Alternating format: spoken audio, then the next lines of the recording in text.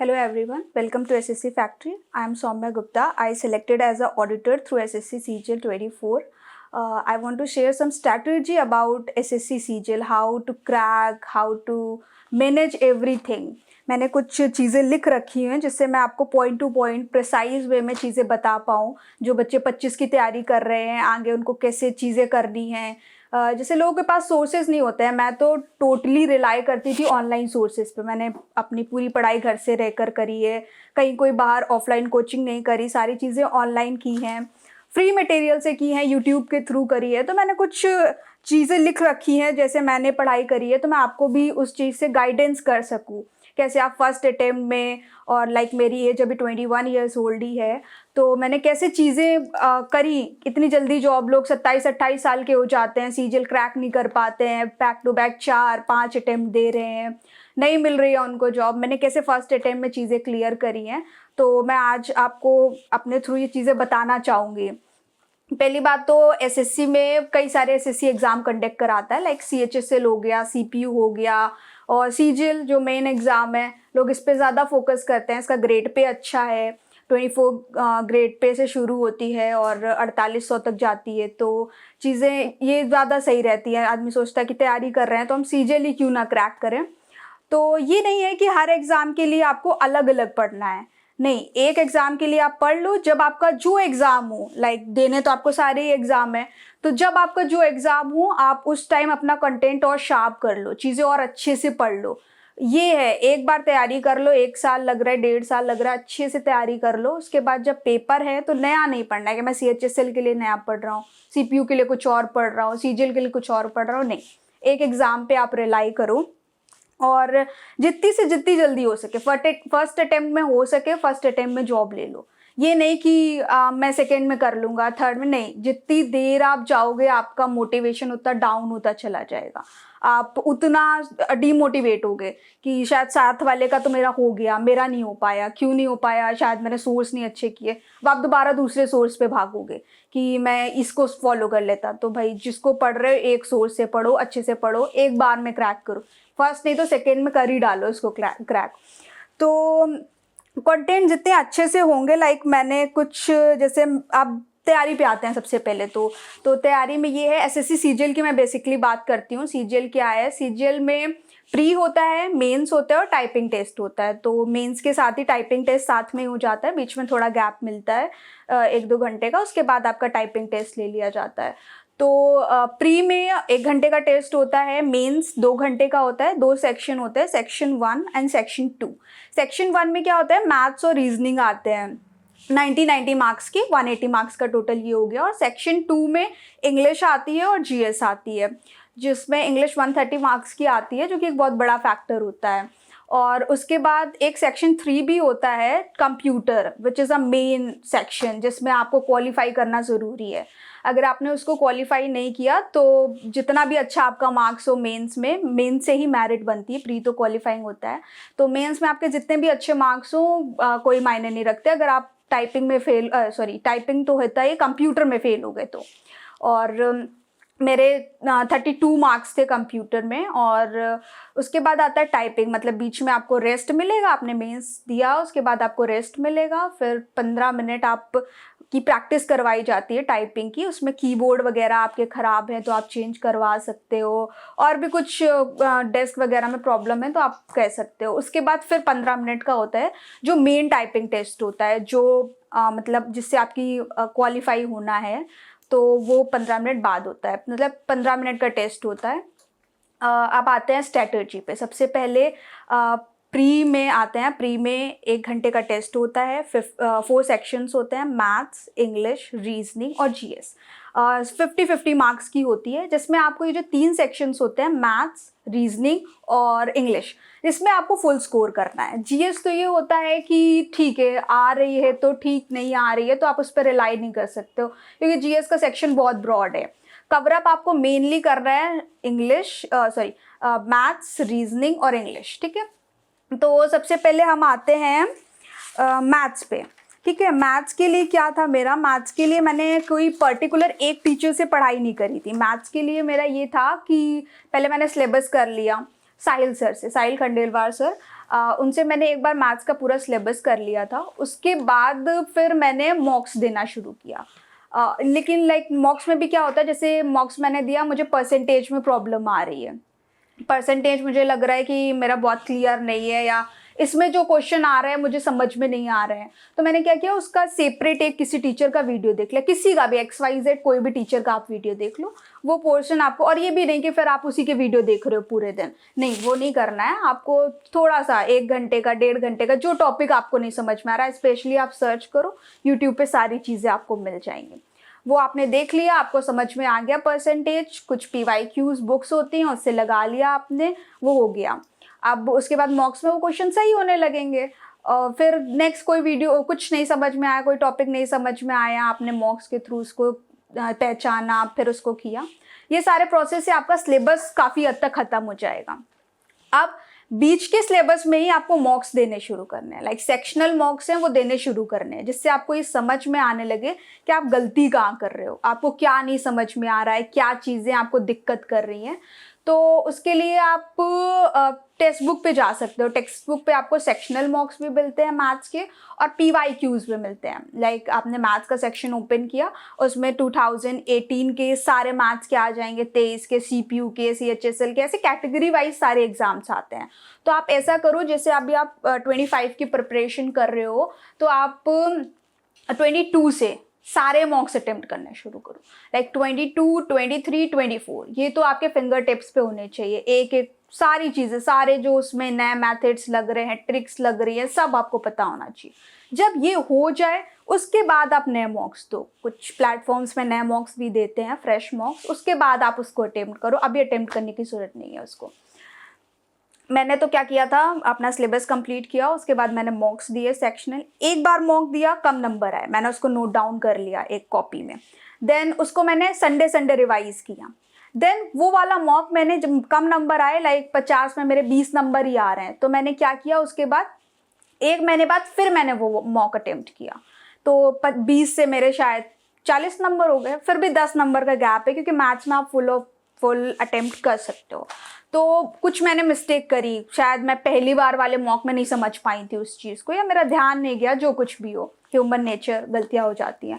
तो क्या होता है, फिर मैंने फिर उस चीज़ को नोट डाउन किया, फिर उस मिस्टेक्स को नोट डाउन किया। शायद टेक्स्ट बुक के नीचे तो कुछ सॉल्यूशंस भी दिए होते हैं ना उसमें, वो शायद शॉर्ट ट्रिक से भी कुछ बता देते हैं, हम लोगों ने उसको बेसिक से पढ़ा हुआ होता है, तो उसको भी आप नोट डाउन कर लो, साइड में ब्रैकेट बना के उसको भी नोट डाउन कर लो कि भाई इसकी ये शॉर्ट ट्रिक होती है।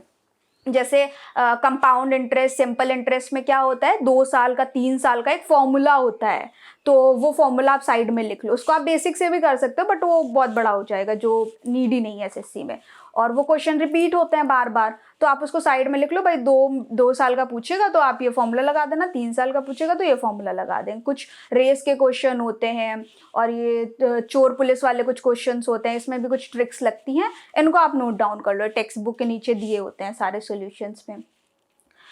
ये मैथ्स हो गया। मैथ्स में आपको इसको रखना है कि 50 आउट ऑफ 50 ही करना है। और हाँ, एक मेन चीज़ ये भी है कि लाइक आपको पता होना चाहिए कि हमें कहाँ पे कौन से क्वेश्चन छोड़ने हैं। कभी कभी क्वेश्चन बहुत अटपटे से आ जाते हैं, अब आप उसी में उलझे हो कि भाई मैं तो मैथ्स में 50 आउट ऑफ 50 अटेम्प्ट करूँगा, 50 आउट ऑफ 50 स्कोर करना है मुझको, मैं एक भी क्वेश्चन नहीं छोड़ूंगा। उसके चक्कर में पूरा पेपर चला गया आपका, आपको आया भी नहीं, दिमाग भी खराब हुआ, प्रेशर भी बना, और उसके बाद क्या हुआ, आपको वो मार्क्स भी चलेगा। भाई 2 नंबर के सारे होंगे प्री में। आप मैथ्स उतने में अटेम्प्ट कर लो, रीजनिंग अटेम्प्ट कर लो, GS अटेम्प्ट कर लो, कुछ भी अटेम्प्ट कर लो। तो एक जो क्वेश्चन छोड़ने वाली स्ट्रैटेजी होती है वो भी आपको पता होनी चाहिए। आपका वीक पॉइंट क्या है, कि आपको इसके क्वेश्चन नहीं आएंगे, तो एक गो थ्रू में तो आप अटेम्प्ट ही मत करो उस क्वेश्चन को। नहीं आ रहा उतने टाइम छोड़ो, देखने से समझ में आ जाता है कि ये क्वेश्चन मुझे स्ट्राइक करेगा, ये क्वेश्चन नहीं करेगा, छोड़ दो उस क्वेश्चन को, उसको मत करो। ये स्पेशली मैथ्स में तो आपको अप्लाई करनी है, मैथ्स सेक्शन के लिए बहुत इंपॉर्टेंट चीज़ है। देन आते हैं रीजनिंग पे। रीजनिंग क्या लगता है बच्चों को कि बहुत इजी टॉपिक है, मतलब बिल्कुल हलवा है रीजनिंग। और हाँ, SSC में इस टाइम रीजनिंग आ भी रही है, रियलिटी यही है। बट रीजनिंग में आपको क्या करना है, स्पीड मेंटेन करनी है, कि हम कितने जल्दी रीजनिंग कर सके। क्वेश्चन आ रहे हैं बट वो स्ट्राइक कितनी जल्दी कर रहे हैं। कुछ पजल वाले क्वेश्चन होते हैं, कुछ अलग तरह के क्वेश्चन होते हैं, आप किस तरीके से कितनी जल्दी कर सकते हो।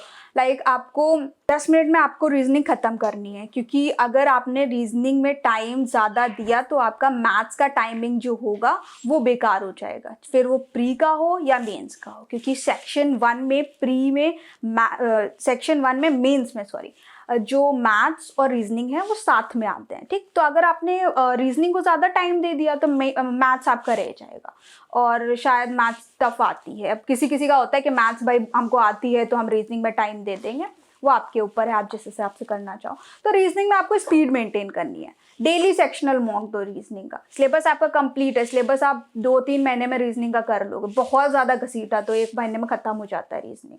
ठीक, और ख़त्म करो ही उसको, क्योंकि बाकी भी सब्जेक्ट आपको अटेम्प्ट करने हैं। तो रीजनिंग में क्या करो, डेली 2 से 3 मॉक दो, और 2 से 3 मॉक में क्या करना है, आपको स्पीड मेंटेन करनी है। 10 मिनट में मॉक खत्म करो उसको जितनी जल्दी हो सके। और जितना आप दिमाग को शार्प करोगे, प्रैक्टिस करोगे ना, तो दिमाग भी आपका वहाँ पे एग्जाम टाइम क्लिक करेगा चीज़ें कि भाई ये वाला पजल है, ये चीज़ें हैं, उसको अटेम्प्ट करते जाओ। रीजनिंग के लिए क्या सोर्सेज हैं, सिलेबस आपने कंप्लीट कर लिया, उसके बाद रीजनिंग के लिए आप E1 कोचिंग सेंटर करके एक चैनल है, उससे आप रीजनिंग कर सकते हो। मैंने तो वहीं से करी थी। जैसे लाइक मुझे डाइस, कैलेंडर, इसके क्वेश्चन फंसते थे कि डायरेक्ट एक क्वेश्चन दे दिया जाता, अब उसके लिए आपको पूरा कैलेंडर पढ़ने की जरूरत नहीं है, उस टाइप का एक क्वेश्चन पढ़ लो। डाइस के क्वेश्चन उस टाइप का एक क्वेश्चन पढ़ लो। कुछ पजल्स हो गए, वो कुछ बार बार करोगे, PYQs करोगे तो आपको समझ में आ जाएंगे कि यही पैटर्न पूछता है। किसी में स्क्वायर पूछ लेता है, स्क्वायर में उस नंबर को ऐड कर दिया, क्यूब में उसके स्क्वायर को ऐड कर दिया, ऐसे करके कुछ पूछता है। फिर उसके बाद सेक्शनल मॉक दो। रीजनिंग में इतनी टेंशन नहीं है, आराम से हो जाता है। PYQ लगाना और प्रैक्टिस करनी है तो PYQ लगा लो, सेपरेट किसी टॉपिक के। देन आते हैं इंग्लिश पे। तो इंग्लिश का तो ये है कि प्री में भी आती है 50 मार्क्स की, और मेंस में तो एक बहुत बड़ा पोर्शन कवर करती है 135 मार्क्स, जो कि बहुत होते हैं। ठीक, अगर लाइक मैथ्स और रीजनिंग आपकी सही हो गई, इंग्लिश भी सही हो गई, तो आपको अच्छी खासी पोस्ट मिल जानी है उसमें, क्योंकि GS पर रिलाई नहीं किया जा सकता है। तो इंग्लिश आपको पहले से ही पढ़ के रखनी है। मैथ्स में, हाँ, मैथ्स में क्या होता है, एक चीज़ ये भी है कि मैथ्स में जैसे 2 टॉपिक होते हैं, एक प्रोबेबिलिटी और एक स्टैटिस्टिक्स, जो प्री में नहीं पूछता बट मेंस में वो स्पेशली पूछता है। प्रोबेबिलिटी और स्टैटिस्टिक्स के 2-3 क्वेश्चन डाल देता है। तो उसको अभी आपको प्री के टाइम नहीं पढ़ना है, क्योंकि आपके पास ऑलरेडी कंटेंट है पढ़ने के लिए बहुत सारा। तो अभी प्रोबेबिलिटी और स्टैटिस्टिक्स में मत अटको, ये मेंस में कर लेना। मेंस और प्री के बीच में 2 महीने का गैप तो दे ही देते हैं वो लोग। तो आपको और कुछ तो पढ़ना नहीं है, मेंस के मॉक्स देने हैं, थोड़ा माइंड को डेवलप करना है, और ये 2 टॉपिक कंप्लीट करने हैं। 2-3 दिन में कंप्लीट हो जाएंगे। किसी भी एक टीचर का पर्टिकुलर वीडियो देख लो, प्रोबेबिलिटी के सारा पूरा टॉपिक एक साथ कर देता है, स्टैटिस्टिक्स का कर देता है, तो वो चीज़ें इतना नहीं होती है। ठीक, तो प्रोबेबिलिटी कर लिया, उसके बाद किसी PYQ बुक से प्रोबेबिलिटी स्टैटिस्टिक्स कर लो। वैसे तो 12th में भी आपको आती होगी प्रोबेबिलिटी स्टैटिस्टिक्स, आपने पढ़ी होगी, बट फिर भी नहीं पढ़ा है मान लीजिए आपने, तो फिर उतने टाइम में हो जाती, इतना कोई बहुत बड़ा टॉपिक नहीं है, और बहुत बड़ा पोर्शन भी नहीं कवर करके रखता है प्रोबेबिलिटी और स्टैटिस्टिक्स। इंग्लिश में थे हम लोग। हाँ, तो इंग्लिश में क्या है, इंग्लिश आप 3 पार्ट्स में उसको डिवाइड कर सकते हो। एक हो गया ग्रामर, एक हो गया कॉम्प्रिहेंशन, और एक हो गया वोकैब। 3 चीज़ें होती हैं। ठीक है, तो मैंने कुछ एप्स और चीज़ें भी आपके लिए लिख रखी थी। लाइक इंग्लिश में 3 चीज़ें होती हैं, ग्रामर, कॉम्प्रिहेंशन और वोकैब। ग्रामर के लिए आप क्या कर सकते हैं, कोई टीचर, किसी भी एक टीचर का, लाइक अमन वशिष्ठ सर, नीतू मैम, किसी से भी कर सकते हैं। उसके बाद नीतू मैम की वॉल्यूम 1 उसको लगा लो PYQ के लिए, सफिशिएंट है। उसमें जो ग्रामर्स के क्वेश्चन मिलते हैं वो काफ़ी अच्छे आते हैं, लेकिन एग्जाम लेवल आपको समझ में आ जाता है। उसके बाद मॉक्स दे दो, मॉक्स से आपको चीज़ें क्लियर हो जाएंगी। अब आते हैं कॉम्प्रिहेंशन पे। मैं तो totally UP board Hindi medium base ही थी, तो जो UP बोर्ड वाला बच्चा होता है उसको थोड़ा सा डर लगता है कॉम्प्रिहेंशन से। लाइक उसने कभी इंग्लिश का न्यूज़पेपर तो छुआ ही नहीं होता है, और इंग्लिश भी थोड़ी बहुत पढ़ते हैं। इंग्लिश न्यूज़पेपर बहुत बड़ी चीज़ होती है। तो ये नहीं कि आप इंग्लिश न्यूज़पेपर पढ़ो, इंग्लिश चीज़ें पढ़ो, नहीं। आप क्या करो, कोई स्टोरी बुक ले लो, छोटे क्लास के बच्चों की, 4th 5th क्लास के बच्चों की कोई स्टोरी बुक पढ़ लो, थोड़ा इंटरेस्ट डेवलप हो। या फिर कोई आर्टिकल्स, इंग्लिश माध्यम करके एक चैनल है, और निमिषा बंसल मैम, ये लोग कुछ आर्टिकल्स देते हैं जिसको बहुत अच्छे से एक्सप्लेन करते हैं चीज़। लाइक निमिषा मैम तो वोकैब्स लिखवाती हैं, बट आपको वोकैब्स लिखने की ज़रूरत नहीं, वो बैंकिंग में थोड़ा ज़्यादा ज़रूरत पड़ती है। एसएससी वो वाली वोकैब नहीं पूछती है जो न्यूज़पेपर में थे, वो यूपीएससी वाले लिख रहे हैं। हम लोग को लिखने की ज़रूरत नहीं, हम लोग को सिर्फ कंटेंट पढ़ना है, क्योंकि जो मेंस है ना उसमें कुछ कम्प्रीहेंशंस के क्वेश्चन आते हैं जिसके लिए आपको थोड़ी समझ डेवलप करनी है। ये आप प्री से करना शुरू कर दो, क्योंकि इस प्रोसेस में टाइम लगता है। ये इंग्लिश समझना, थोड़ा माइंड में डेवलप करना, अंडरस्टैंडिंग होना, क्योंकि आपको इंग्लिश बैकग्राउंड से हो नहीं, तो चीज़ें थोड़ी बड़ी हैं, तो ये प्री से करना शुरू कर दो, ठीक। ये नहीं कि मेंस आएगा तब पढ़ेंगे, इतनी जल्दी कुछ नहीं हो जाना है। तो कम्प्रीहेंशन के लिए आप कोई स्टोरी बुक पढ़ लो, आर्टिकल पढ़ लो, किसी आर्टिकल में इंटरेस्ट है, लाइक आपको क्रिकेट फील्ड में इंटरेस्ट है, बॉलीवुड में इंटरेस्ट है, पॉलिटिक्स में इंटरेस्ट है, वो आर्टिकल पढ़ लो, आपको जल्दी समझ में आएगा, क्योंकि वहाँ के जो लोग होंगे ना उससे आप फैमिलियर होगे। आपको क्रिकेट पसंद है, आप बॉलीवुड का आर्टिकल पढ़ रहे हो, हीरो हीरोइंस कुछ जानते नहीं, या क्रिकेट में इंटरेस्ट नहीं है, कोई और है, तो ऐसा आप उसको आर्टिकल उसी अकॉर्डिंग चेंज कर लो। देन आता है वोकैब में। वोकैब भी काफ़ी बड़ा सेक्शन है। वोकैब बच्चे बहुत डरते हैं कि कहाँ से करें, याद ही नहीं रहती है, मैंने एक बार पढ़ा फिर मैं भूल गया। तो उसके लिए वोकैब के लिए तो आप ब्लैक बुक कर लो पहले, ठीक। उसके बाद जब आपकी ब्लैक बुक हो जाए, ब्लैक बुक होने का मतलब 4-5 बार आप उसको अच्छे से गो थ्रू कर लो, अच्छे से हाईलाइट कर लो, पॉइंट्स जो भी चीज़ें हैं सब कर डालो। ब्लैक बुक हो गई एक बार। ब्लैक बुक में भी क्या करना है, इंटोनिम्स करने हैं, सिनोनिम्स करने हैं, वन वर्ड करने हैं, और भी काफ़ी मटेरियल उसमें पीछे दिया, पूरा नहीं करना है, जो हमारे एग्जाम्स की रिक्वायरमेंट है उसको करना है आपको। देन उसके बाद आपको क्या करना है, जैसे आरबी का जो चैनल है उस पर वो कुछ एसएससी एग्जाम्स की वोकैब ना एक्सट्रैक्ट करके दे देते हैं। लाइक 23 में एग्जाम हुआ तो उसकी सारी वोकैब्स एक जगह एक्सट्रैक्ट करके दे देते हैं, एक पीडीएफ बना के दे देते हैं। 24 का हुआ तो उसकी पीडीएफ भी आ जाती है। तो ये थोड़ा सा ना हम लोगों को सुविधा हो जाती है, उस चीज़ को हमें नहीं करना पड़ता है, वो खुद ही करके दे रहे हैं। आप पीडीएफ प्रिंट करा लो तो आपको 24 की वोकैब एक जगह मिल जाएंगी। तो ये एक अच्छा सोर्स है, पीडीएफ कर लो तो हर साल की वोकैब्स आपके पास हो जाएंगी। देन अब आते हैं जीएस पे। जीएस में क्या है, जैसे अगर आपके बेसिक्स स्ट्रॉन्ग नहीं है, मेरे बेसिक्स तो ठीक थे, मुझे जीएस अच्छी समझ में भी आती थी, स्कूल टाइम में भी मैंने खूब मन से पढ़ी है। तो जीएस आपके बेसिक्स वीक्स हैं तो आप क्या करो, जैसे कुछ टॉपिक है बहुत इंपॉर्टेंट है एसएससी में, लाइक मुगल एम्पायर हो गया, मॉडर्न हिस्ट्री हो गया, एंशियंट हिस्ट्री हो गया। तो इसके लिए आपको क्या करना है, एंशियंट हिस्ट्री, मुगल एम्पायर, इसके लिए आप खान सर का वीडियो देख लो, और उन्होंने चीज़ें बहुत अच्छे से समझाई हुई हैं, बिल्कुल फ्रेंडली जैसा होता है वैसी चीज़ें समझाई हैं। तो आपको एक बेस पता चल जाएगा कि भाई मुगल एम्पायर में लोगों को ये भी नहीं पता होता कौन बाबर है, कौन अकबर है, कौन हुमायूं है, कौन किसका बेटा है, तो वो चीज़ें आपको समझ में आ जाएंगी। और एसएससी है एंशियंट हिस्ट्री, मुगल एम्पायर और मॉडर्न हिस्ट्री, इससे भर भर के क्वेश्चन पूछता है, तो इनको क्लियर कर लो। देन उसके बाद ल्यूसेंट फॉलो करनी है तो आप कर सकते हैं, जैसे स्टैटिक्स के लिए और भी चीज़ें हैं तो उसके लिए ल्यूसेंट कर लो। अगर आपका वो है कि मैं बुक्स पढ़ सकता हूँ, क्योंकि लोग बोर हो जाते हैं ल्यूसेंट पढ़ते पढ़ते पढ़ते, तो वो आप कर सकते हो। उसके बाद कोई एक पीवाईक्यू बुक लगा डालो, किसी की भी, कई सारी हैं मार्केट्स में, कोई भी पीवाईक्यू। एंशियंट हिस्ट्री पढ़ी आपने, एंशियंट हिस्ट्री के मैंने पीवाईक्यूज लगा डाले, बैठ के 1 घंटे टिक मारने, मैंने कर लिया, याद कर लिया। उसके बाद जब आपका ये सारा थोड़ा सा हो जाता है, मतलब लाइक आप फैमिलियर हो गए टॉपिक से, क्या मॉडर्न हिस्ट्री है, कौन उसमें क्या है, मुगल एम्पायर में कौन गांधी जी हैं, कौन क्या है, ये चीज़ें आ गई। उसके बाद आप परमार सर के पीवाईक्यूज पे जा सकते हैं, क्योंकि उनके में चीज़ें क्या है ना, ऐसा है कि बहुत मिक्सअप कर देते हैं चीज़ों को, वो मतलब सारे टॉपिक से एक क्वेश्चन ले लेंगे। वो पीवाईक्यू बेस होता है, लाइक कोई भी उन्होंने सेट उठा लिया 24 का, एसएससी सीजीएल का कोई 24 का सेट उठा लिया, उसको वो सॉल्व करवाते हैं और उससे रिलेटेड जो चीज़ें होती हैं वो लिखवाते हैं। तो बच्चा ना बड़ा पजल हो जाता है कि भाई ये अभी हमने हिस्ट्री का क्वेश्चन किया, ये ज्योग्राफी का क्वेश्चन आ गया, ये पॉलिटिक्स का क्वेश्चन आ गया। तो इसके लिए आपको क्या करना है, पहले आपको टॉपिक आने चाहिए, ठीक।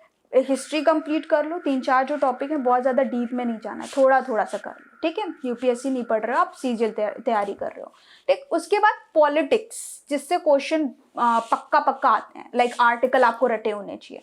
पॉलिटिक्स बहुत जल्दी हो जाएगी, एक बार में लग के पूरी पॉलिटिक्स खत्म कर डालो, आर्टिकल सब कुछ खत्म कर डालो, उससे क्वेश्चन भी आता है। ज्योग्राफी से कम क्वेश्चन आते हैं, बट कुछ टॉपिक हैं जिनसे आता है, तो उसको पढ़ डालो।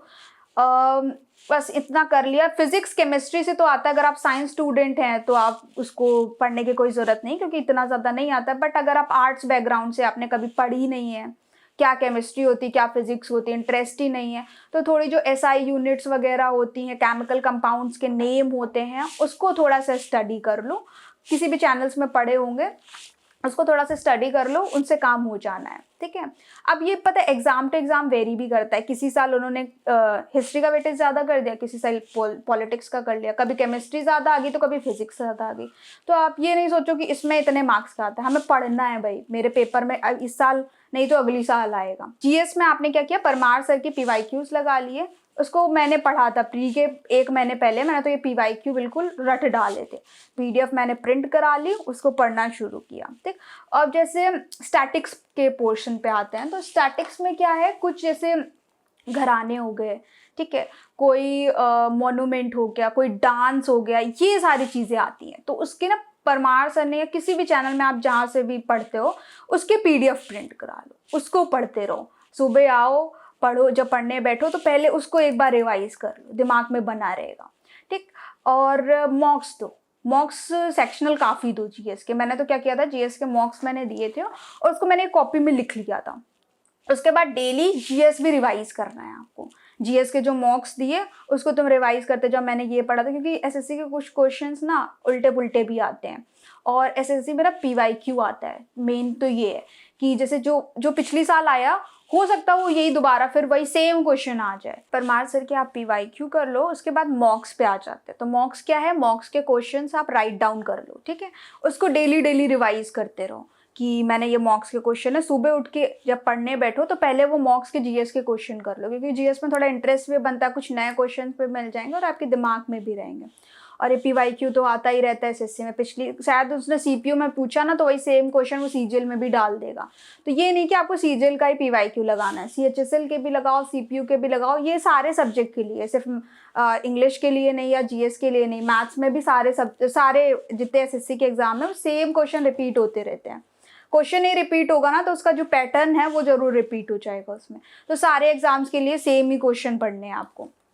अब आते हैं करंट अफेयर्स। करंट अफेयर्स में क्या है, अभी नहीं करना है, जब प्री या मेंस का पेपर हो उसके 1 महीने पहले लेकर के बैठना है आपको। और ये भी नहीं कि हम सब तरफ से करंट अफेयर पढ़ रहे हैं, इनका भी पढ़ रहे हैं, उनका भी पढ़ रहे हैं, क्योंकि जरूरी नहीं करंट अफेयर आए, कहो 1 ही मार्क्स का आए, 1 ही क्वेश्चन आए 2 मार्क्स का, ठीक। मेंस में कहो 1 क्वेश्चन आए, कहो ना भी आए, और कहो जरूरी नहीं है जो करंट अफेयर है मान लो 24 का ही आए, कहो 22 का क्वेश्चन पूछ ले, तब क्या करोगे, मेहनत पूरी बेकार हो जाती। किसी का भी पीडीएफ आने लगते हैं, जब प्री होगा या मेंस होगा 1 महीने पहले वो पीडीएफ डाल देते हैं, उसको प्रिंट करा लो, थोड़ा बहुत पढ़ लो, बहुत ज़्यादा नहीं कि हम इसी में लगे हैं, मेरा सारा टाइम बेकार हो गया उसके चक्कर में।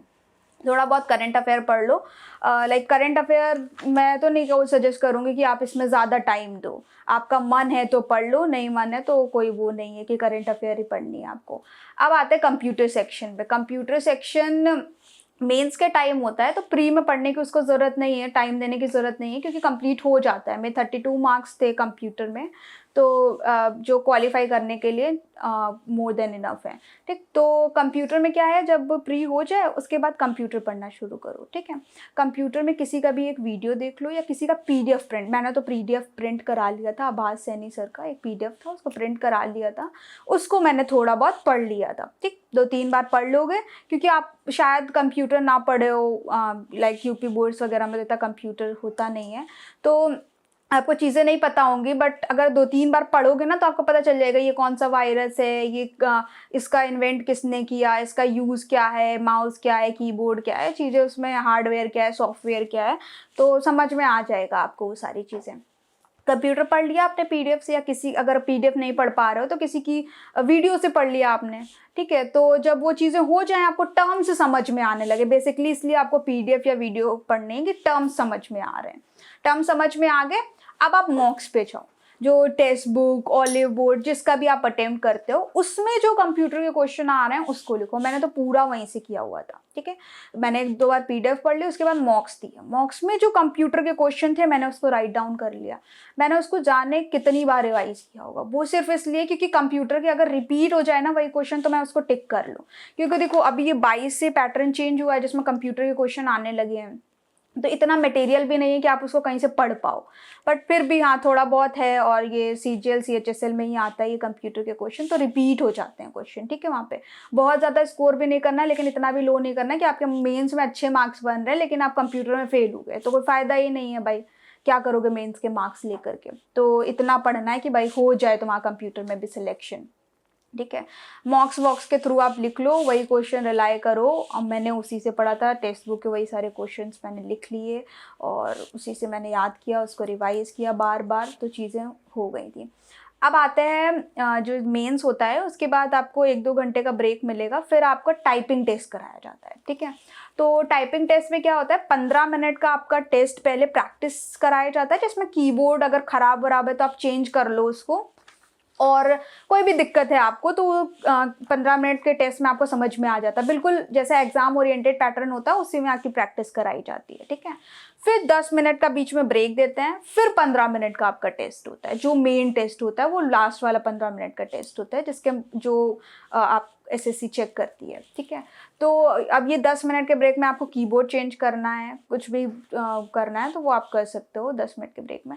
तो कीबोर्ड में क्या होता है, कभी कभी SSC क्या है बहुत हार्ड कीबोर्ड दे देती है, ठीक है। तो आप घर से उस चीज़ की प्रैक्टिस करके जाओ कि हम हार्ड कीबोर्ड में भी टाइप कर लेंगे, सॉफ्ट कीबोर्ड में भी टाइप कर लेंगे, ठीक है। ये नहीं कि वहाँ जब मिल रहा है तो आप घबरा गए कि भाई अब मैंने तो हार्ड में की थी, इनके यहाँ सॉफ्ट मिल गया, मैंने सॉफ्ट में की थी, मुझे हार्ड मिल गया कीबोर्ड वहाँ पे। तो दोनों तरह के कीबोर्ड से प्रैक्टिस करके जाओ। अब प्रैक्टिस के लिए क्या है, मैंने तो घर पे ही प्रैक्टिस करी थी।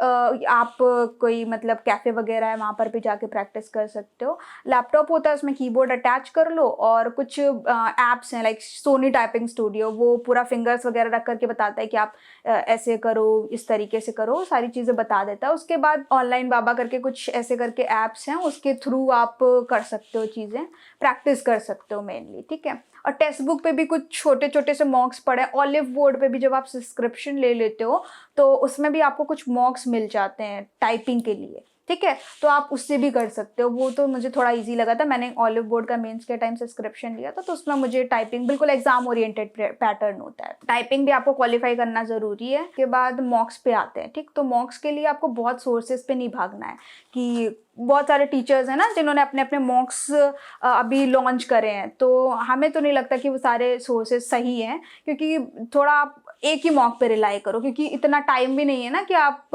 दूसरे मॉक्स दे रहे हो, इसकी प्रैक्टिस ही नहीं हुई है। पहले तो प्री के टाइम मैंने टेक्स्ट बुक के मॉक्स दिए थे, उसमें क्या है सेक्शनल भी आपको मिल जाते हैं, सारे टॉपिक्स के टॉपिक वाइज भी मिल जाते हैं, सब्जेक्ट वाइज भी मिल जाते हैं, ईयर वाइज भी मिल जाते हैं। मैथ सेक्शन पे आप गए तो 22 के सारे होंगे, 24 के सारे होंगे, 23 के सारे होंगे एग्जाम्स, ठीक है।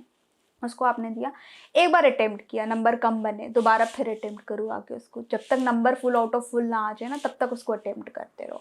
अब प्री का जो पेपर होता है 1 घंटे का होता है, 60 मिनट का होता है, ठीक। तो जो मतलब आपका टेस्ट है ना उसको आप पहले सबमिट करने की कोशिश करो। लाइक 60 मिनट का है ना तो आपको 50 मिनट्स 55 मिनट्स में जो एग्ज़ाम है उसको सबमिट करना है, ठीक है। क्योंकि शायद वहाँ प्रेशर हुआ, कोई चीज़ें हुई, आप नहीं पूरा 60 मिनट्स दे पाए, अगल बगल भी चहल पहल होती है, कभी कभार कोई सेंटर ऐसा पड़ गया तो आपको पूरे 60 मिनट्स नहीं मिले, आप घर से प्रैक्टिस करके जाओ। 60 मिनट्स मिले तो बहुत अच्छी बात है, कोई क्वेश्चन अटक गया ना तो फिर वो आप 5-6 मिनट में अच्छे से बना लोगे, ठीक है। तो 50-55 मिनट्स का ड्यूरेशन सेट करके रखो। मेंस में भी सेम आपको करना है, सबमिट होने से 5-10 मिनट पहले का ड्यूरेशन सेट करके रखो कि हमको अब इसमें सबमिट करना है, और सबमिट कर दिया करो, ठीक है। तो थोड़ा माइंड में ना वो चीज़ रहती है कि भाई हमने घर से प्रैक्टिस करी हुई है, मेरे दिमाग थोड़ा ना। और हाँ, जिस टाइम आपका एग्ज़ाम हो, ठीक है, उस टाइम जब आपका आ जाता है ना एडमिट कार्ड, तो उसमें पता होता है इतने टाइम आपका, इतने बजे आपका पेपर होगा। तो जब आपका एडमिट कार्ड आ जाए ना तब उसी टाइमिंग में पेपर देना शुरू करो, तो थोड़ा दिमाग भी वो हो जाता है कि हमको इस टाइम ना इतना कैलकुलेशन करनी है, इतना प्रेशर होगा। तो मेंस के जो भी मॉक्स हैं उसको टाइम से पहले सबमिट करने की कोशिश करो, ठीक है। तो मॉक्स आपको अनलिमिटेड देने हैं, ठीक। और कुछ ऐसा रखो कि बहुत सारे प्लेटफॉर्म्स के मॉक्स नहीं देने हैं, कुछ लिमिटेड सोर्स ही रखो। बाकी कुछ जो ऑलिव बोर्ड पे आता है ना संडे संडे, उसको बहुत सारे बच्चे अटेम्प्ट करते हैं, फ्री मॉक होता है, उसको ज़रूर दिया करो, उससे आपको थोड़ा रैंक पता चल जाती है, ठीक। उसको कई बच्चे अटेम्प्ट करते हैं तो आप आपस में भी कर सकते हो चीज़ें। और डिस्ट्रैक्शंस नहीं रखने हैं, ठीक। टेलीग्राम में बहुत सारे ग्रुप मत ज्वाइन करो, अननेसेसरी ग्रुप्स चीज़ें हो रही हैं उसमें, उल्टी सुल्टी चीज़ें हो रही हैं, कोई कुछ बता रहा है स्ट्रेटजी, कोई कुछ बता रहा है, कहीं से PDF आ रहे हैं, नहीं। जो आपके चैनल्स आप जिस पे रिलायबल है, जिस टीचर को फॉलो कर रहे हैं, उनके चैनल्स आप सब्सक्राइब कर लो, बस इतना बहुत है, ठीक है। अननेसेसरी इधर उधर भागना नहीं है, ज़्यादा देर सोशल मीडिया पे भी नहीं इन्वेस्ट करना है आपको, जितना लिमिटेड हो उतना रखो। एक बार एग्ज़ाम क्लियर हो जाएगा, उसके बाद सब सोशल मीडिया सारे हैंडल्स आपके बन जाएंगे, सारी चीज़ें आप करना शुरू कर दो। मेरा तो इंस्टाग्राम भी नहीं था, मैंने अभी इंस्टाग्राम बनाया है, ठीक। वो भी इसलिए क्योंकि मुझे कुछ टीचर्स को फॉलो करना था, कुछ सोर्सेज उसमें भी मिल जाते हैं, सिर्फ मैंने तब इंस्टाग्राम बनाया था। मेरा इंस्टाग्राम का ऐसा कोई अकाउंट भी नहीं था। अभी मैंने, जब ये एग्ज़ाम हो चुका है, तब मैं इंस्टाग्राम हैंडल मेंटेन करना मैंने शुरू किया है। आप चाहो तो उस पर भी मुझे फॉलो कर सकते हो, चीज़ें मैं उस पर भी शेयर करती रहूँगी, जो टॉपिक्स होंगे, जो मुझे लगेगा कि एग्ज़ाम ओरिएंटेड पैटर्न है, मैं उस पर आपको चीज़ें बता दूँगी। तो कंसाइज वे में ये हैं चीज़ें कि कुछ सोर्स रखो, मॉक्स दो, जितना हो सके उतना मॉक्स दो, और बार बार चीज़ें रिवाइज करो, ठीक है। ऐसा नहीं है कि हमने ये पढ़ लिया अब अगले साल हम कुछ और पढ़ेंगे, नहीं, उसी को रिवाइज करना है, बार बार घूम फिर के वही चीज़ें रिवाइज करनी है आपके दिमाग में। ट्रिक्स पैटर्न्स जो कुछ है मॉक में अप्लाई करना, ठीक है। मेन एग्जाम में नहीं कि हम उस दिन अप्लाई करेंगे, अगर मॉक्स में अप्लाई हो रहे हैं तो वहाँ हो जाएंगे, ठीक है। पहले से नहीं रखना है कि भाई हमने ये चीज़ अभी पढ़ी, हम एग्ज़ाम में करेंगे, अभी नहीं, मॉक में करो उसको। जितनी गलतियाँ करनी, जो सीखना, सब मॉक में करो। तो बेस्ट ऑफ लक, जो भी 25 का एग्ज़ाम देने जा रहे हैं, अच्छे से तैयारी करो, फर्स्ट अटैम्प्ट में निकाल लो, बहुत अच्छी बात है। फर्स्ट नहीं तो सेकंड में तो उसको ख़त्म ही कर डालो, SSC के लूप में नहीं फंसना है कि 3-4 साल आप लगे हो यही कर रहे हो। Best of luck.